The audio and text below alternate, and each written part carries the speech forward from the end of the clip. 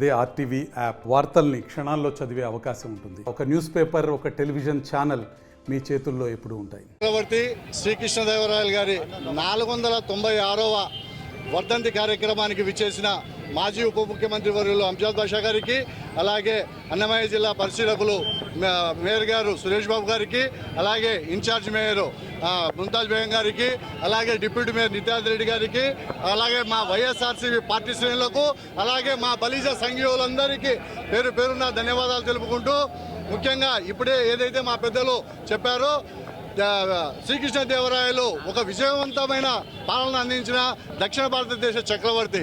ఆయన హయాంలో రాయలసీమలో వజ్రాలు, వైడ్యూర్యాలు, రాసులు పోసి అమ్మిన ఘనత ఏదైనా ఉందంటే అది ఒక శ్రీకృష్ణదేవరాయలకే దక్కుతుంది.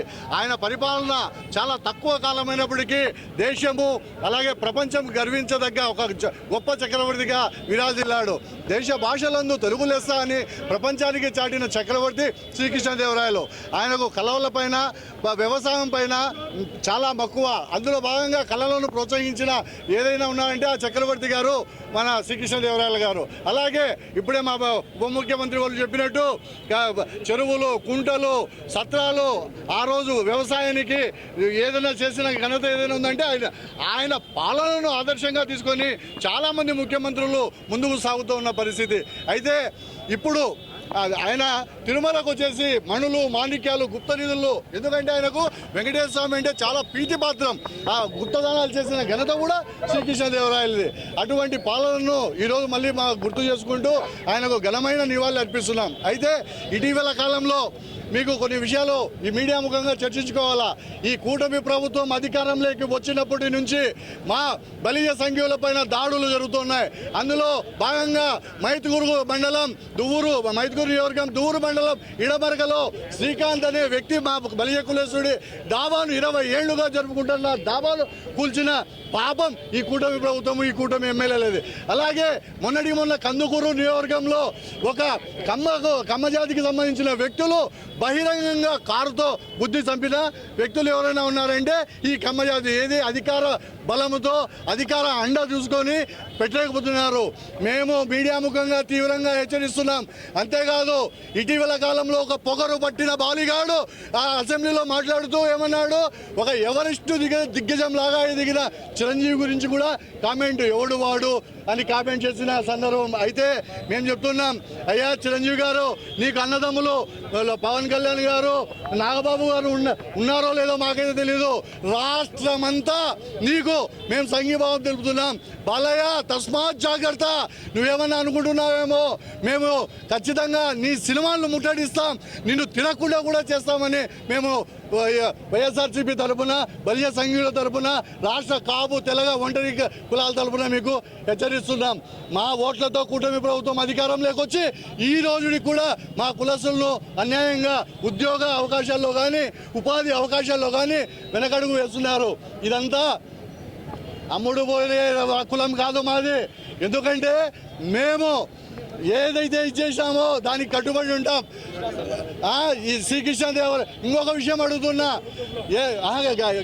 ఎన్నికల ముందు ఇక్కడ ఎమ్మెల్యే, స్థానిక ఎమ్మెల్యే బలిజ భవన్ గురించి ప్రస్తావన చేశారు. ఈ రోజుకి కూడా ఇప్పటికి కూడా ఒక అడుగు ముందుకు పడలే.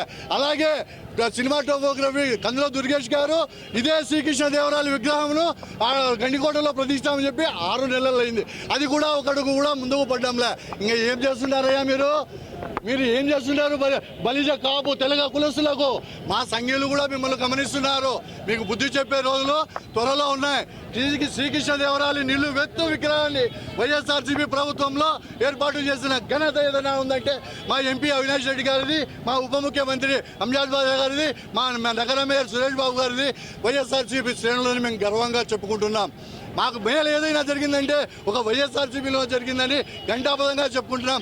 తస్మాత్ జాగ్రత్త. కూటమి ప్రభుత్వానికి పోయే రోజులు దగ్గర పడ్డాయి. తుల రాజవంశ మహారాజు, ఆంధ్రభోజ, విజయనగర సామ్రాజ్యాధ్యక్షుడు శ్రీకృష్ణదేవరాయలు గారి 496 వర్ధంతి సందర్భంగా మా ప్రభుత్వంలో శ్రీకృష్ణదేవరాయల కూడలిలో ఏర్పాటు చేసినటువంటి విగ్రహం వద్ద ఈరోజు నివాళులు అర్పించడం జరిగింది. అందుకు ముఖ్య అతిథులుగా మా మాజీ మేయర్ సురేష్ అన్న గారు, మాజీ డిప్యూటీ సీఎం అమ్జద్ బాషా గారు ఇక్కడికి రావడం జరిగింది. వారితో పాటు వేలాది వందలాది కాపు సోదరులు కూడా ఇక్కడికి వచ్చి నివాళులు అర్పించడం జరిగింది. ఆయనని 500 సంవత్సరాలు అవుతున్నా కూడా దేశవ్యాప్తంగా కాదు ప్రపంచవ్యాప్తంగా కీర్తించబడుతుందంటే ఆయన చేసిన మేలు అంతా ఇంత కాదు. కేవలం ప్రజల యొక్క సంక్షేమం గురించి, మన సంస్కృతి గురించి ఆలోచించిన శ్రీకృష్ణ దేవరాయలు గారు దేశ భాషలందు తెలుగు లెస్స అని మన తెలుగుదనం యొక్క గొప్పదనాన్ని ప్రపంచవ్యాప్తంగా చాటి చెప్పడం జరిగింది. ఇంత రాజ్యాల లేనిన కాపులు మా శ్రీకృష్ణ దేవరాయలు గారైతే కూటమి ప్రభుత్వం మా కాపుల ఓట్లతో గద్దెనెక్కి కాపు సోదరులను, కాపు సామాజిక వర్గాన్ని ప్రతి ఒక్క విషయంలో అవమాన పాలు చేస్తుంది. 2014లో కాపు సోదరులను ఏకం చేసుకొని అధికారంలోకి వచ్చింది. అప్పుడు పవన్ కళ్యాణ్ గారికి తెలుసు వీళ్ళు పచ్చి మోసగాళ్ళని తెలుసు, కానీ సపోర్ట్ చేస్తాడు. సపోర్ట్ చేస్తే అధికారం వచ్చింది. దాని తర్వాత ఏం జరిగింది? వాళ్ళు మోసం చేశారని బాధపడుతూ పవన్ కళ్యాణ్ గారు బయటికి రావడం జరిగింది. మళ్ళీ 2019లో మా కాపు సోదరులు వాళ్ళకి అగైనెస్ట్గా అయితే వాళ్ళ రాజ్యం కుప్పకూలిపోయింది.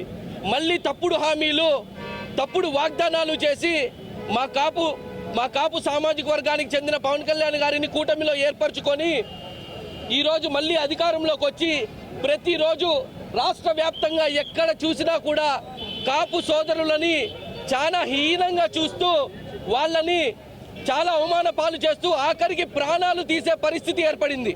ఇవన్నీ ప్రతి ఒక్క కాపు సోదరుడు గుర్తుపెట్టుకోవాలి.